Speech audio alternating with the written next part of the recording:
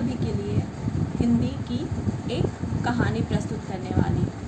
इस कहानी का शीर्षक है टोपी वाला और बंदर।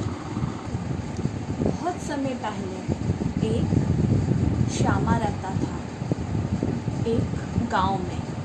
वो टोपी बेचता था, टोपी बेचने वाला था।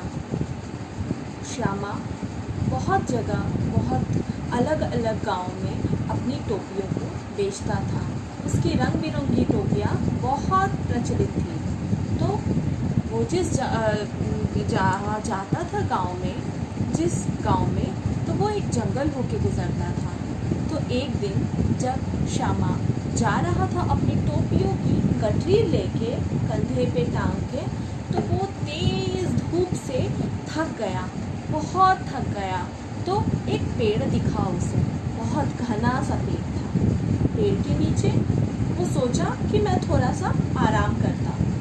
तो उसने आराम करने के लिए वहाँ पे अपनी टोपियों की गठरी रख दी और वहाँ पे बैठ गया और बैठ के थोड़ा सा आराम करने लगा। आराम करते करते उसे नींद आ गई। उस टोपी वाले श्यामा को नींद आ गई।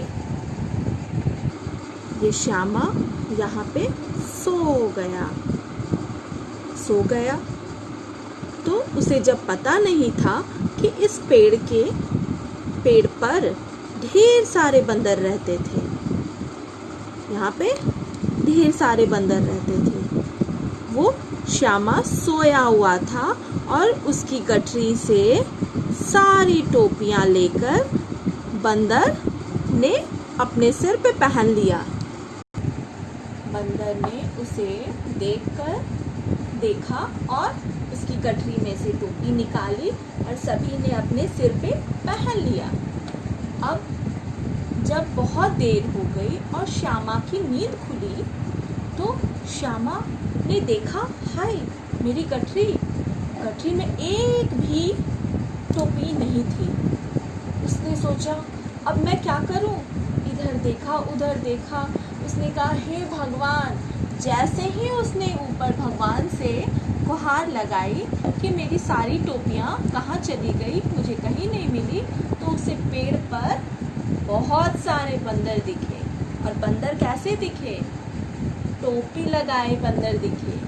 सभी ने उनकी टोपी सर पे लगाई हुई थी। सभी बंदरों के सिर पे टोपी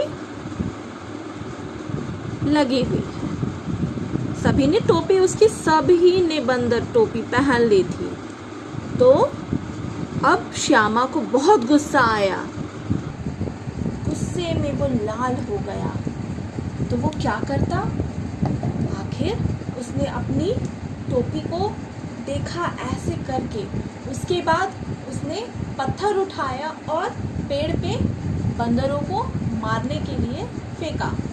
तो बंदर भी नकलची होते हैं, तो उल्टा उन्होंने फल खींच के फल को सारे तोड़ के और टोपी वाले पे फेंका। तो ऐसे करते करते उसे समझ में आ गया, टोपी वाले को, श्यामा को समझ में आया कि ये मेरी नकल उतार रहे हैं। जब मैं गुस्सा करता हूँ तो वो भी गुस्सा कर रहे हैं। जब मैं पत्थर फेंकता हूँ तो वो फल फेंकते हैं। तो जब मैं टोपी फेंकूंगा तब वो भी टोपी फेंकेंगे। तो मैं ये करता हूँ। पहले श्यामा ने जोर जोर से हा हा हा हा हंसा। तो सारे बंदर भी हंसने लगे जोर जोर से। उसके बाद उसने अपने हाथों को ऊपर करके हिलाया। सभी बंदर अपने हाथों को हिलाने लगे। तब उसे लग गया कि अब ये टोपी फेंक देगी। तो श्यामा ने अपनी टोपी उतार के नीचे जमीन पे जोर से फेंकी। सारे बंदर ने ये देखा और सभी ने अपनी टोपी उतार के, सभी बंदर ने टोपी उतार के ज़मीन पे फेंक दी। उसके बाद टोपी वाले ने जल्दी जल्दी अपनी सारी टोपियाँ इकट्ठा की, अपने बांधा गठरी में और वो फटाफट से चला गया। खुशी खुशी चला गया। वह खुशी खुशी श्यामा अपनी सारी टोपियाँ इकट्ठा करके बंदरों से विदा लेकर वो चला गया। तो इस कहानी से हमें क्या शिक्षा मिलती है? क्या शिक्षा?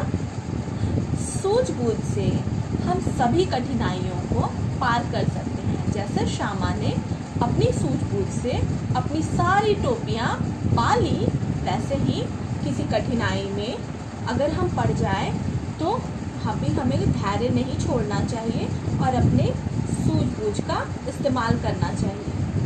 ठीक है, तो ये कहानी यहीं समाप्त होती है। Thank you.